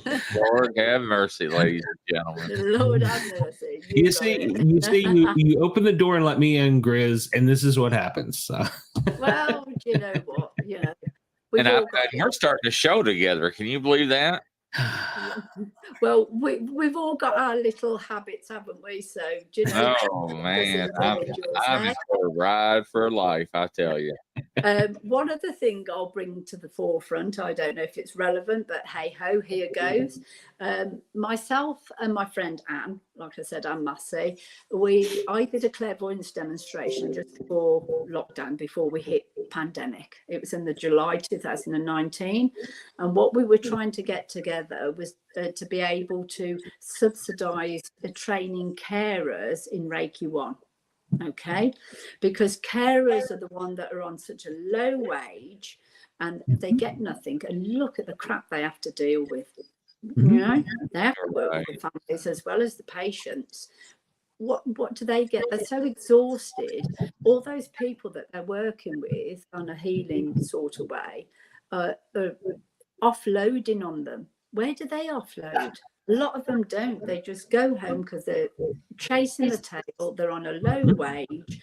So what we decided to do, I did a clairvoyance demonstration. We were about to launch this as a charity, and how it would go, I'm still passionate about it, so it still might go, hopefully. On the platform, when I was giving messages to the audience and everything, I got sort of pulled to one side after by this lady, and she was in authority, the local council, you know. I'd actually given her a message, and because I'd spoken on stage and said what we were raising the money for was to subsidise, you know, whoever taught them, they would get a payment, but not as much as what they'd usually get. The people that are doing the Reiki, they'd pay something like 25 quid just to cover the manual, a bit of insurance, and that was it, instead of like 150, you know. So therefore, they could utilise self-healing on themselves, you know, when they've been at work, busy, can't get to sleep, a lot of things on the mind, run ragged and all this. And we did train up about, I think it was about half a dozen. And it was absolutely fabulous. It opened the door with a couple of the carers really big time. Then we thought we'd go a step further, but it's been halted because of the pandemic, right? We thought we'd go a step further. I know an awful lot of healers in whatever, you know, like psychotherapists. I've got an element of psychotherapy and counselling as well. But, you know, physiotherapists, I'm in touch with people on the ARNI team, which is brain injuries. They're brain injuries, whether it's a stroke or accident or something like that. They work with rehabilitating people with brain injuries. Fantastic work. So I know all these people, and massage therapists, Indian head massage, all sorts of things, acupuncturists, aromatherapists, reflexologists. So we thought we'll get a register together, as long as they're insured and they're, you know, they've got their police check and everything else. And we were thinking about utilising it where when I do work at a hospital, I don't get paid when it's end of life. I don't want to get paid. It's end of life. Okay. With this, a lot of people, especially Reiki masters, will go to the hospices, and the hospices rely on them, right? They don't get paid, right? Now, the people working in the hospice they're getting paid. Do you know? People do, even if they're a storekeeper or something, they get paid. This is actually their job as well. They do it for the greater good. So we thought, give the therapists a worth, so they feel, you know, they're worth something, instead of doing it for nothing. Yeah. Then you can ask them a bit more, can't you? So we're going to put a cap on it. They wouldn't get quite as much as what they would if they were going out there and doing it for themselves, you know. But it would be regular work, and you give them so much for their fuel per mile and all this, and pay them for the therapy. They've got to be police checked. They've got to have insurance. They've got to be vetted, basically. And then all these people where they've got ME, MS, cancer, mobility, TIA, stroke issue, anything like that, we could get people out on site. Now, this would run alongside the National Health. The National Health Service in this country, I suppose, like yours, is struggling. Yes. So wouldn't it be a fantastic idea to utilise something like this? And it'd take a lot of the pressure off the National Health and the GPs. Mm-hmm. Why don't they do it? Because they're still ignorant to the fact that holistic therapies work, but not all these are holistic therapies. The doctor will send you for a course of acupuncture, but you'll only get 4 or 6 sessions from the doctor, and you'll wait for them as well. And there'll be very short sessions as well, because I've had one off the doctor, and it was like, I said, what are you going to achieve sticking the needles in me for 10 minutes? Nothing. You know, she said, the doctors only give us 20 minutes. What are you going to get from that? You know? So we thought, utilise this and get the people out on site. People that are so disabled they can't get to us. You know, I've got offices, so there would be an office alternative, but not just the people that are sick, they're carers. Mm-hmm. Why can't they have a therapy? You know, a lot of people give up their life to care for individuals at home. Where's their support? Mm-hmm. It's all red tape all the time, and don't get me started on that. It's too sensitive. I was going to tell you, I collect and read old medical books, and I found a book that was probably written around 1950 for doctors. It was their first book that they get when they go into med school. And in the introduction of it, the physician said this was probably going to be the last book written that truly heals patients. Medicine has changed. We no longer heal, we treat. We put a Band-Aid on it and we move them down. Yeah. And, you know, I had not thought about that, but that stuck with me. I've been a paramedic for over 20 some years now. And that stuck with me because truly that's all we really do. Here's a pill. Here's a patch. Next. Yeah. And I've been preaching about that for the long time. And let me ask you something, Janet. Are you alone at home? No. Okay. I hear foot stomps going around. I hear wall knocks. No, I hear heavy breathing. No, that may be me. Well, the wall knocks may really actually be me. I'm alone in this room. This house is quite a big house, so I can't hear. I know I've got spirit around me. I know I've got spirit around me. Because whatever is around you is making itself well known. Yeah. Because it's breathing in your mic and distorting you from time to time. And okay. No. My husband and my son and his girlfriend are all downstairs. You wouldn't hear them. The dogs are down there. The cat's down there. You wouldn't hear them at all. No, honestly. It sounds like it's right next to you. And Glenn, I'm sorry, I know it's not you. They probably are. The heavy breathing, I can feel them. I've been working in here today reading. So I mean, I've been dying to ask you that for the past 30 minutes. Just stop. Because because I've been looking for shadows and stuff, and I've been watching Glenn, and when it goes on, careful what you ask for. It's not on Glenn. Glenn's perfectly still. Well, I have had strange audio come through this microphone before, so I don't know. the best they could ever determine was it was a French Cajun dialect that was caught on the recording. And I live in Atlanta. I have no idea where that would have come from. So I don't know. I've had all sorts. I've had all sorts in here. I'm never alone. With the Reiki masters, when you do Reiki, you work with a team anyway.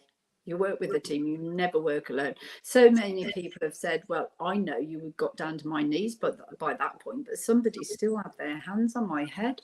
Eh? Did somebody come in? I'm going, no. No, the door's shut. Have you heard anyone come in? No, I work with a team. So yeah, I'm a multifaceted healer, and mediumship, as far as I'm concerned, is healing. Closure, not always closure, but comfort, survival of the spirit lives on, and proof of that, you know. And Right. guidance, that's what it's all about. As long as it helps people, that's what I'm about. So yeah, you probably are hearing footsteps, and I do from time to time of the night, but they're friendly footsteps. They're sound. Well, They were quite heavy, and I kept looking at Glenn. you was waiting for my husband to walk in, or my son. Yeah, I'm waiting for somebody to walk behind you, Yeah. and then I kept hearing the heavy breathing. Then I'm looking real close at Glenn, like, I tell you what, that, I do have. that heavy breathing, Chris. Can you send him over later? no, thank you. So, joking aside, yes, I mean, I've seen things in this house, but it's all to the friendly. There's nothing shocking. I mean, I'm not the only one to pick things up in this house as well. So a couple of my spiritual friends have been here.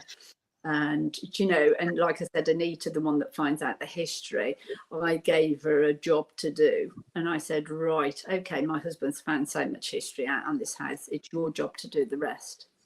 And she pulled that out because there was something when I walked in that didn't feel quite right. And I thought, I don't like the feeling of that. And what you'll sometimes get as well is a smell, a putrid smell, when the stagnant energy, or it's not very nice energy, it's just got to be got rid of, you know. And you'll get smell like cat wee, like the cat's weed somewhere.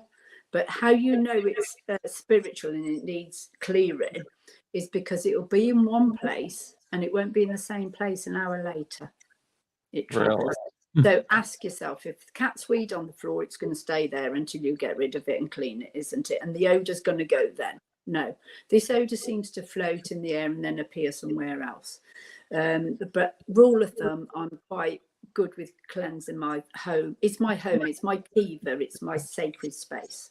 So it is like well protected. This is my bubble, if you like, and I make it that way, you know. There you go. Yeah. So I've got a couple of cases, a couple of funny cases going on that might prove a bit sort of challenging, shall we say, that are coming up of, you know, an area, or one's a home. So I've got that to look forward to. Aren't I lucky? But I absolutely love my job. I can't imagine doing anything else. It gives me the freedom to be me, just me, nobody else. And that's what I want to sort of impart onto people, to utilise my gifts to give them the freedom to be themselves instead of conditioned whatever way by whoever, you know. It's the sort of thing, don't sweat the small stuff, get on with your life. You know, a lot of people seem to get very wrapped up over little things, but in their head, of course, it's not little, you know. So it's working with that for the greater good of them.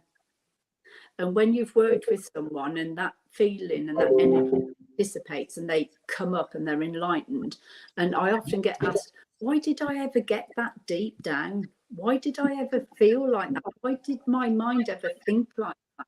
You know, and, you know, it depends on the individual case, but you know what? It's trauma. You know, you've gone through trauma. So what do you expect? We are all different. Okay, we're men, we're women. And I've got to say, and others, and bisexual and whatever, I won't name them all. You don't want me to name them all, do you? No. So transgender, whatever you are, we're all individuals. We are all individuals, and I take people on individual merit, what they like, what they need. So I can't stereotype people. I can't put them in a category. I've got to work with the energy of them, the human side and the spiritual side, which brings me to another thing, right? You know, when people say sort of someone pulls out on you in your vehicle, in your car, right? What are you going to do? Automatically, be honest, lads. What are you going to do? Glenn, what would you do? Grizzly, what would you do? if somebody stopped me, no, if someone pulled out on you in the car, would you just you get angry? Oh, I somebody pulled a knife on me out of the car. That's why I did the gunshot. I would be angry. Of course, I'm sure I would probably have some terse words for them. Yeah, I think as I got older, you know, the law enforcement side of me, it is what it is. I got dash cams now, so I'm not worried about it. Yeah, but my point is that it's sort of, people have said to me in the past, a couple of people, I mean years ago now, and have said, well, that's not very spiritual. You've told them to whatever off, you know, as they've cut you off, I won't care. And all this. And I said, see, you know that's what? me. That's me too. That's me too, Glenn. You know, I take no prisoners. I've got strict boundaries. You know, as I've got older, the boundaries have got stronger. You know, because my energy is my energy, and you're not going to take the mick out of that. Yeah, but getting back to road rage, if you want to call it that, right? It's sort of, I've had it said to me that, oh, that's not very spiritual of you, Janet. And I said, hang on a second, right? I'm also human. Mm-hmm. I'm a little bit fed up with these spiritual people saying, oh, well, a deity, you're not a deity, into spiritual side of you. Yes, I am, but you're also human. So you need to work with that. On this earth plane right now, you've got a body. Look, it's full of blood and organs and everything else. So you need to work with that, and you need to work with the grey matter. You're not just spiritual. I'm very spiritual. I'm very healing, but I've got strict boundaries and I don't suffer fools. So if I want a bit of road rage, that paints me in a very dark picture, doesn't it? But if someone cuts me up, you know, if there's going to be some sort of symbolism there, or like this under my breath or something, you know. But that's my boundaries. And I'm not being funny, but especially if it's a bloke, because I've had that. You know, men drivers look down, oh, you're a blonde female, sort of stereotypical again, putting in a category, you know. Well, I used to ride motorbikes. I used to instruct people to ride motorbikes, and I was going to go into production racing. So I can't drive or ride a bike like I used to now. It's been a few years since I've been on a bike, but what I'm trying to say is that I'm quite proactive in my driving. I'm quite alert and quite, you know, because I rode a bike for years and years and years, like years ago. So I know all, you know, you're very volatile on a motorbike. So you watch everything, every pothole in the road, every person pulling out from you and everything. You are there. So I've carried that over into my car driving. So I'm not a shrinking violet in a car. I won't be bullied. I won't be bullied, especially by a bloke. So sorry, guys. Don't be sorry. It's human nature. So wow, it is. Nobody's perfect. I've often thought about getting another motorbike, but my husband's going, no. So you know, I got a horse I got another horse last year, so that's enough for his nerves. That's quite a few less horsepower, but let me tell you, much more enjoyable. In my 30s, the chief of police at the time of New Albany, he was talking me into getting a motorcycle, and I came really close to going with him that weekend to pick one out. And at the time, I was coming home from work that Friday, and this lady came across 3 lanes of highway, hit me head on in my Suburban. It pushed the transfer case back 18.5 inches. It buckled my frame because I got hit in the rear end at the same time. And I thought to myself, all the motorcycle wrecks I've seen and witnessed in my lifetime, and having that car wreck, no thank you. Yeah, no, thank you. I've got a passion for motorbikes, I will say. I'm sorry, but I've got a passion for motorbikes. I really have. But I realise that I'm advanced in years, and it probably would be stupid for me to get one now. And if I fell off, it hurts a lot more when you get older. But then you ask me, we're a little slower to heal now. Yes, I'll second that. Yes, definitely. But going back to horses as well, my horse is, some people would call him my emotional support animal, if you want to go that deep. He's my baby. All 16 hands of him is massive. Yes. But he is my baby. And going back to the Reiki as well, not just utilising, you can clear spaces with a certain symbol. Shock array will clear a room, crystals dissipate bad energy and stuff like that. But also, this is Andy to tell you actually, yesterday I went up and he was lame. It really upset me. And I thought, what's he done now? And it was his off foreleg. So anyway, I tied him up, gave him a bit of food and all this. So I thought, right, I'm going to give him Reiki. At that point, I'd got no painkillers, what we call bute or anti-inflammatories to give the horse. I'd got nothing on me until it came across. My son was bringing some across. So I thought I'll give him some Reiki. So I gave him 20 minutes of Reiki. He adored the energy. He wasn't tied up at the time. He just stood there. There was other horses about and he just adored it. It was quite swollen around the past and around the fetlock joint as well. So I thought, right, am I going to have to get the veterinary surgeon, the vet out, now? And I thought, no, whoa, do the Reiki. Come up on the night and I'd got my son's girlfriend with me. She's very horsey. Well, bugger me if he didn't come cantering around the corner from the shed. And I'd give him this Reiki. So he stopped short and he was a bit still on it, like this. So anyway, I've given some powders and this morning I've given him Reiki and he's better again. I'm not surprised. I'm not shocked by it. That's another thing that I do is animal Reiki. I do equine Reiki as well. I call it equine Reiki, but it's equine healing. So, so animals absolutely adore, especially the Reiki energy, especially cats. When I first did my Reiki certificates, go practitioner level to start off with, my cat, I used to meditate or give myself some self-healing. And my one cat, she's passed now to the Lord of Spirit. She'd just plonk herself on my solar plexus. And I never quite worked it out. Is she indulging in the energies, which I did believe she was? Probably. Right? But also, it's almost like, because your personal power center is that's your solar plexus, personal power. So, when you hear about spirits possessing people, that's the point of entry. That's your personal power center. That's what you've got to have guarded. So whether she was as well, because I was laid back, giving myself some healing, that sort of alpha brainwave state, really relaxed and that. I often felt with Molly Cat that she was there to protect me over my solar plexus because she always lay there.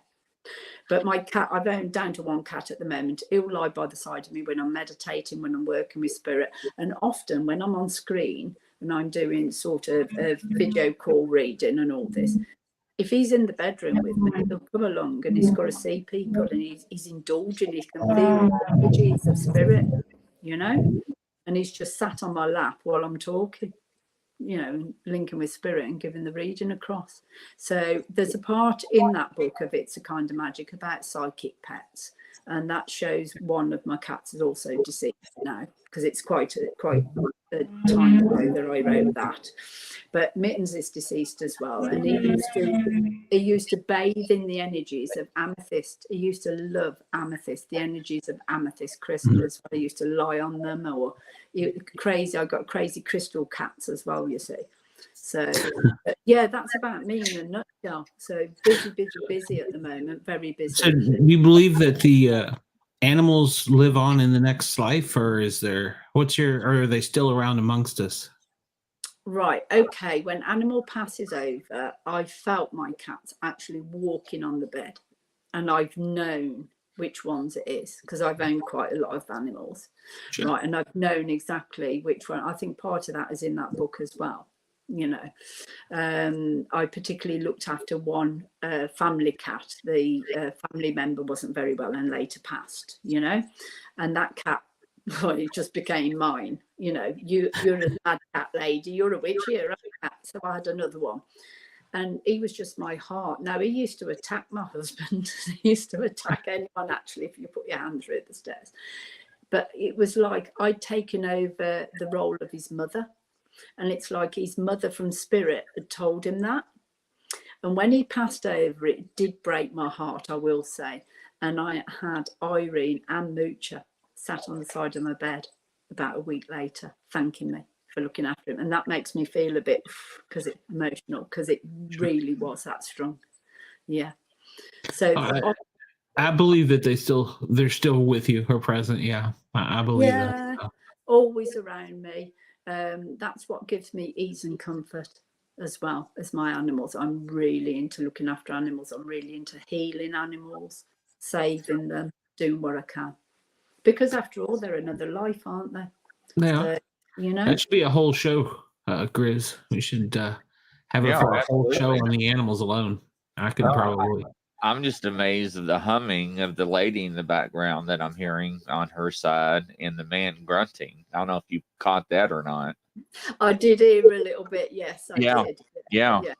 I have to play this back because now she's seen something behind me. You're hearing things. I got headphones on, and I'm half deaf, so I got to turn it up a little bit. And it's just certain times when she speaks, you can hear the lady and you can hear the man, grumbling or mumbling something. And it's like, I knew, that's why I asked earlier, is there anybody in the room with you? No. So. No, not even my cat. Nobody that you can see solid anyway. Right. So this has been real interesting. It's been very active. I know that. Because it's like right now, she's talking fine, everything's normal, and she'll be talking for a few minutes, and everything will start acting up again. Well, see, Chris, here's the difference. You brought me on the show, so that's kind of crazy. Brings it out. It'll only get more and more and more as soon as it is probably something to do with the fact I've been working with Spirit today as well. So, I mean, I do close down, I do thank them and all this, but I have been actually working up to this table in this position. Because we're sort of still working on the house, and that my office is like the room behind this, but it's not done yet. So I'm sort of working, like the bedroom's big enough, so I'm working from the bedroom at the moment. But yeah, you can hear and feel all sorts, but it's like we've come home. And I kid you not, it's like, I've had a few moves. We did sort of buy a barn and did that up in 2017. Couldn't settle. I could not settle. Now, if you wanted a haunted location, that was one. That was absolutely, I'm going to swear here, bloody fascinating. Really, really was. That place I had to clear. That was 1590. That barn was back to, and it was a threshing barn, big threshing barn, and a milking parlour next to it. The milking parlour was back 1900s, but the threshing barn we traced back to 1590. Wow. And it was part of a massive farm estate that used to be back in the day, years and years ago. And then it was sort of sold off, different farms and all this like. So when we started knocking that about, oh my God, the energies. I've actually had black tumbleweed go through, because we had like trailers, static caravans on site to do it. So we had about 3 of them, like in a shanty and all sorts. But I had like black tumbleweed go through the static, like my husband saw a bloke walk into the yard there. My son saw his legs through his feather edge oak. They was pulling that off and seen a pair of black legs. Now I've got dogs. The dogs hear anything, they'll be there. They'll be there. They'll be barking at them. Nothing. So, Nick said to Carroll, go and have a look who's in the yard. What do they want? Nobody there. Nobody. Do you see orbs? Sorry? Do you see any orbs? Do I do see orbs with my natural eye. Okay. Not all the time. I also see auric fields as well with my natural eye when I have to. Yeah. Sometimes they just... if I tuned into yours now, Glenn, I can see, right, there's a little bit of sort of pale green over the top of your head and around your head. Do you want me to diagnose this, what I feel as well? Or sure. Feeling sorted. Right, I just feel there's a little bit more balance. I'm trying to be nice and not rude here.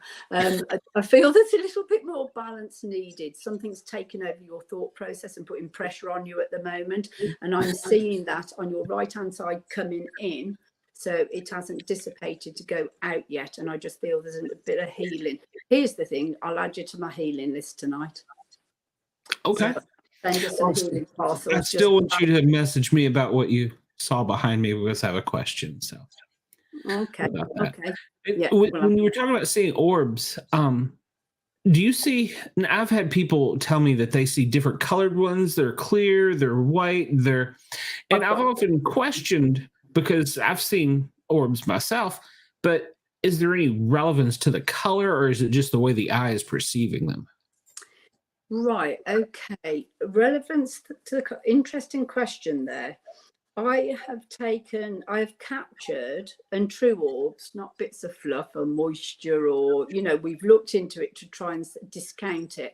And I know it sounds daft because of what I do and I feel, but that's just it. I feel. And if it doesn't feel right to me, I think it's a load of rubbish, and I'll start investigating more. Was that a piece of fluff? Was it a droplet of water? Was it moisture? Was it this? Was it that? Was it the camera lens? Was it, And I think I've got the one photograph. Let me show you that I think I've still got it up quite at the front. Chris, the one that I shown you? Yes. I just showed Glenn this very quickly. And this will be in my, let me see. Okay, here we go. Right. Can everyone see that? Mm-hmm. Yeah. Yes. Right. That's what we captured at Little Dean Jail. Okay, so that's going into one of the books and all this. With orbs and spiritual activity and like that, I've seen, going back to orbs as well, I've got one photograph. I haven't got it to hand at the moment. That's got a hexagonal orb in it. That was taken at, I can tell you where, Warwick Crown Court. That was taken, and it was actually taken in the courtroom. And that was actually with my paranormal sister, if you like, which is Anita. So we can't discount it. It's real. But why that shape? This is where I'm asking, why this shape? Yeah. I've also got some very, very poignant orbs from Warwick Castle. And when we've enlarged them, because you can usually tell moisture, droplet or whatever, you can often see faces. Sometimes I feel when the orbs are quite large, I've seen multiple faces that have actually been there. Not my eyes, not trickery. I've seen multiple faces that other people have as well. And people that aren't particularly into this sort of, spiritual stuff. So I'm looking for the next wow, because I've seen orbs. I can actually, you've given me an idea. I might do a little bit of an experiment in this house, because there are a lot about in this house, but I welcome them, they welcome me. I love them to bits. Right, but what I may do is just record some activity in this house, and I'll send it to you, Chris, and you can tell me what you think. Oh, absolutely. I'd love to have that. Yeah. So I'm already excited of what I've heard so far that Glenn's missed out on. Well, we'll just see if we can get some activity. I'll call a few in that I know have lived here. So yeah, great.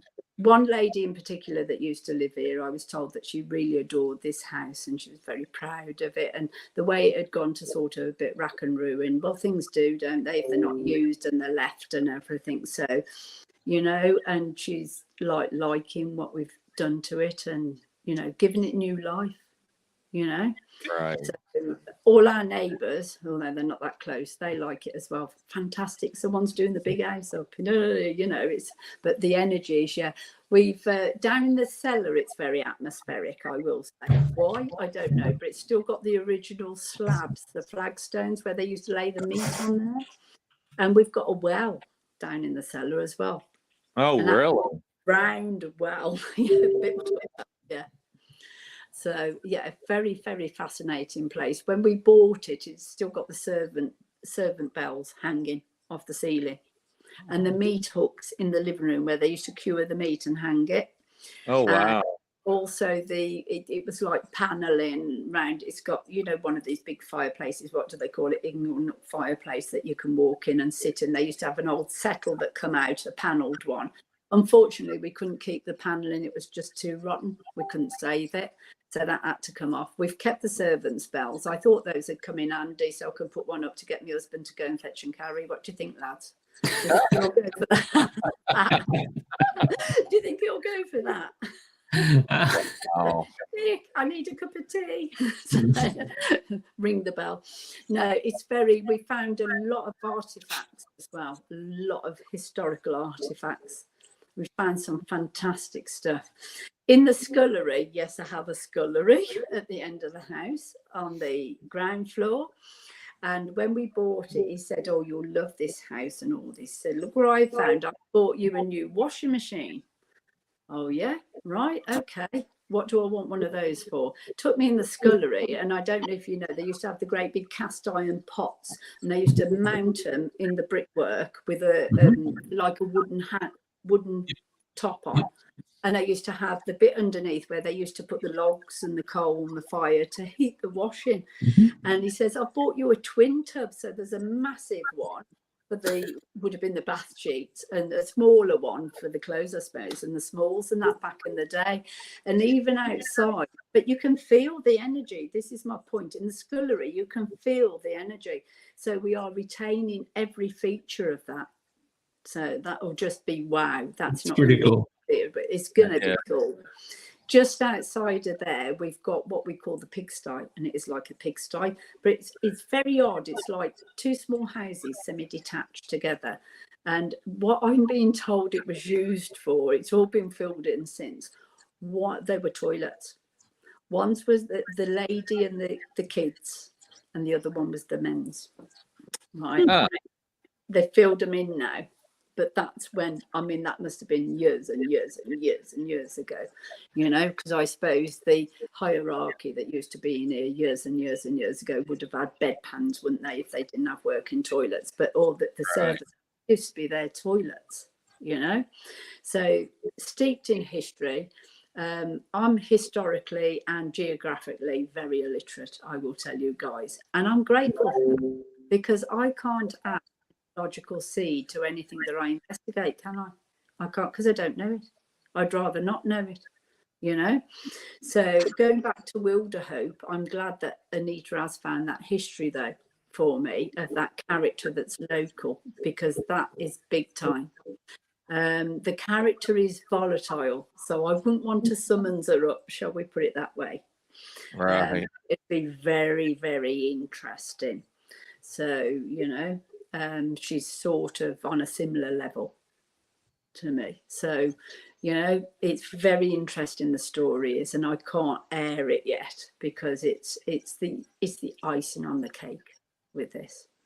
And what we're going to do. Get my finger around it. You should come over. You guys should come over. Come to this Wilderhope Manor. Oh, I don't think I can sleep over there. You'd be fine. You've got a couple of witches on site, so you'd be fine. You'd be I've slept in some strange places in some very haunted houses, so I'm probably okay. Oh, go for it. Coming over. Besides, you have to daily recite your protection. So if you protect yourself, yeah, you know, there's something to be said about that. I'm very, very strong on protection. And do you know why? Half the time it isn't from the dead, it's from the living. Yeah. The living. And I don't mean with a shotgun or a knife, but you put those layer of protection and just visualize you sitting in this big bubble of protection, filling that bubble full of love, light and healing energy, saying that nothing can pierce that bubble, saying the intention, nothing can pierce it unless it's for the greater good of you. Okay? Exactly. Every morning, every night, I do it. In the morning, it's to safeguard my energy, my auric field from the living, because we have got so many psychic vampires out there that don't even know they're leeching off your energy, but they are. So my energy is mine. It's nobody else's unless I want to give it to them.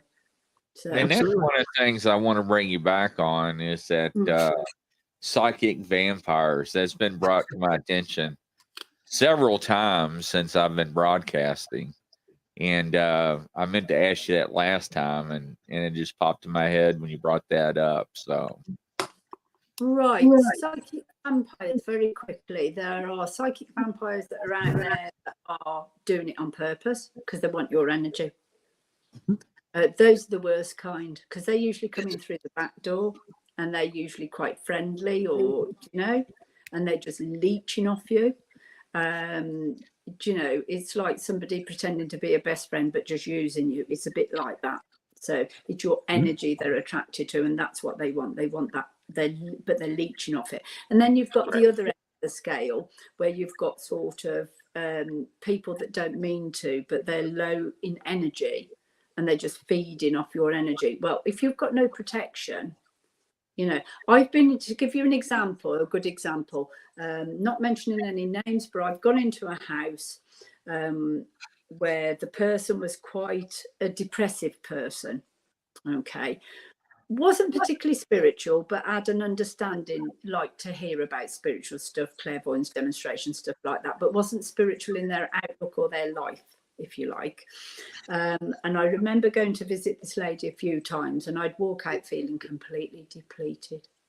We were friendly to each other, so she wasn't doing it deliberately, and she'd be full of beans when I'd go to leave, and I was just like, really, I'd had it. She'd had all my energy, and sometimes you don't see it coming because that was someone quite close, so you wouldn't think it, would you? right. Always put your protection on.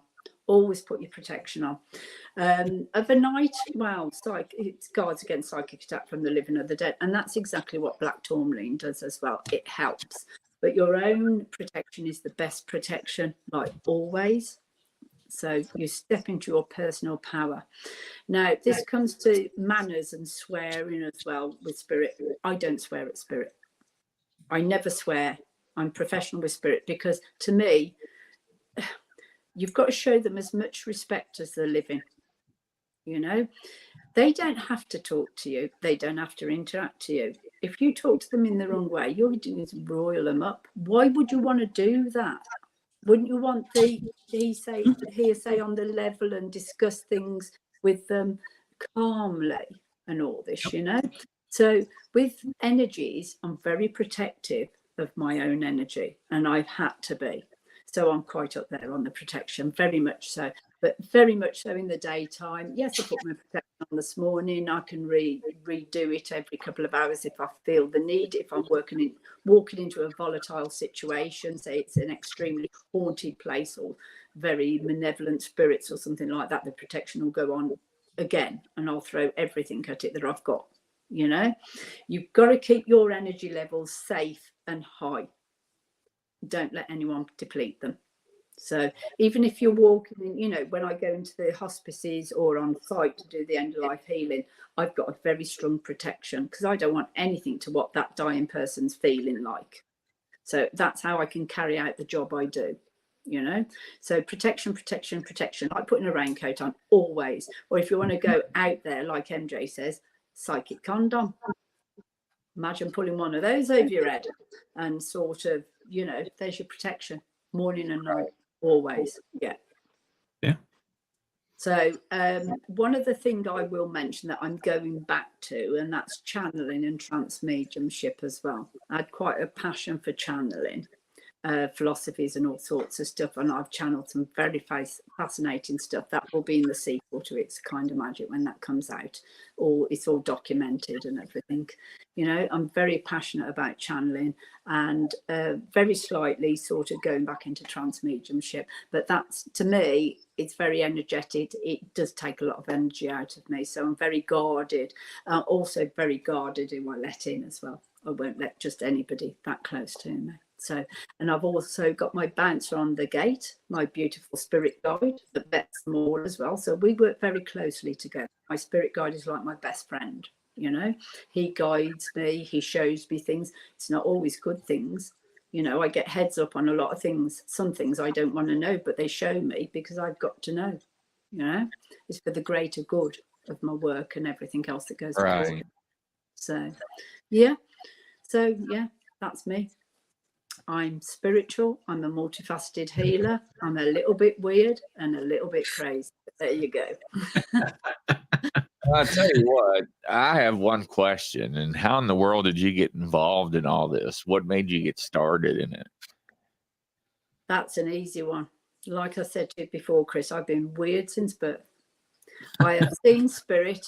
Why they chose me, I don't know, but I can't ever imagine doing anything else but trying to heal and help people, explore and adventure, open books up to other things that haven't been opened up to yet. That's where I'm after. I'm after the next.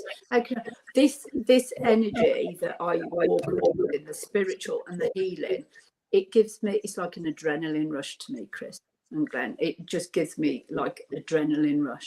There's nothing better, I feel, that when you're stood on stage, you've got that pure connection with spirit.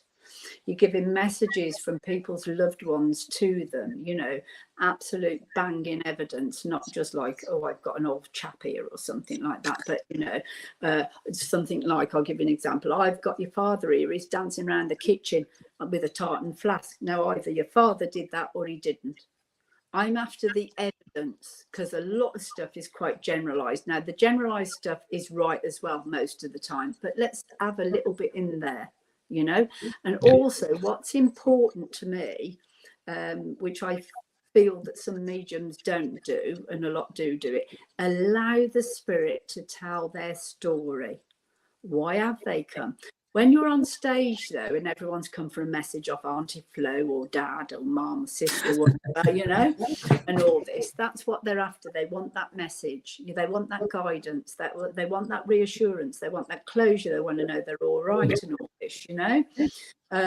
So basically, that gives me such an adrenaline rush. You like want to jump off the stage and punch the air. That's what it's like to me. You know, and that's without my ego. There's no ego. There's no space for ego within this work. You've got to have a slight bit of good ego to get on that stage. Otherwise, you'd never do it. You know, because you've got no script. You've got no script. Without spirit, you're nothing. You just stood there like a lemon, you know, with a microphone. That's it. End all. So without spirit, you've got nothing. You know. So I'm slowly moving back into that area of work as well. So I will be lining up some gigs, some clairvoyant stuff. That really is. So how does everybody get a hold of you if they want to reach you? Right. I'm available. I'm available on Facebook. I'm on TikTok. I'm on Twitter. Mainly Facebook I use. My email, my website is psychicfields.com. My email is info@psychicfields.com, or it's janetocarroll7@gmail.com. There's phone numbers. Just find me on Facebook, and it's got all my details on it.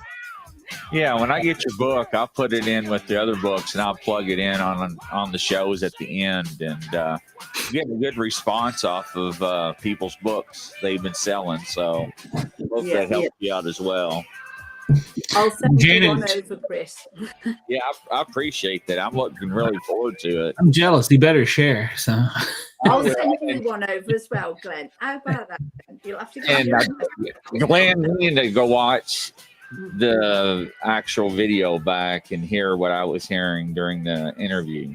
Yeah, well, I noticed a few seconds ago my screen, not my screen here, but the picture turned green for a second, which is kind of odd. So you guys have been as clear as day. Once we got over that, was weird. I will say that's weird. With you said it's mute, and I thought they've muted me. I know I talk a lot, but I thought they've muted me. He would mute me, trust me. I never touched it though. How strange. This is the sort of stuff. And I looked down and the mic was on mute, and I thought, but I haven't touched it. That's why I thought it was coming from the studio, you know? Right. No, it wasn't. And I was messaging him, telling me, you turn off or mute. And he's like, I can't. It's like, what's going on? Like, you know? Right. Well, Janet, I'm glad that he dropped me in here. Yeah, I am. I said, I'm glad that he dropped me in here because this was totally unscripted and unplanned. I'm glad I shaved today. definitely contact me off screen because I have a question about what you saw, and I also have another question for you. So, Yeah, sure. So I would like to talk to you about that, and I will look forward to your book. Trust me, I'll read it front to back 2 or 3 times probably. I'll send you both a copy over. How about that? Very good. Smashing. All right, ladies and gentlemen, Janet Carroll. And if you heard what I heard, she's not alone. If you want to be on my show, you can email me at Grizzly, the paranormal at gmail.com. Once again, that's Grizzly, the paranormal at gmail.com. It's been a very interesting show, ladies and gentlemen. The stuff that I heard today has blown me away. And there goes her mic again. And that's not you. That's not me. That's not me. That's what I'm saying. Glenn, you got to go back and watch it. I mean, there's no other way. So if you hear it, those bits that you've heard, Chris, you must send it to me, please. Oh, I'm going to send you a copy of the link. So it's got everything on it. Because you will hear the footsteps and the bangs and the grunts and the moans and I can feel them around me, but I never heard any of that. I can assure you, nothing. Yeah, I just hope it's not with me. That's all I want. No, it wasn't because I made sure I kept staring at you. So I was trying to keep one eye on both of you on. That's kind of hard, as you know. I'm not trained that way, but so I was looking in the center of the screen to make sure who was moving and who was not. And both of y'all wasn't moving, and me, you can't hear anything around me. So, but yeah. I love the unexplained because I love to get in there and explain it. Oh, absolutely. I can't wait. Yeah. I really can't. Cool. But ladies and gentlemen, it's that time of the day. We must say goodbye. Once again, tune in for our next show. Glenn is my partner in our next podcast we're putting together shortly. We don't know if we're going to go live, but we will. We'll make an announcement and everything before we do and advertise. But we're welcoming that show to everybody as well. And Janet, it's been great. Thank you so much. Have a wonderful day. And everybody, I hope you all have a good day as well. Yeah. Absolute pleasure. The pleasure's been all mine. Oh, well, it's been all my pleasure. And ladies and gentlemen, thank you again. And Janet and Glenn, thank you as well. Yeah. Absolutely. To all of you. To all of you.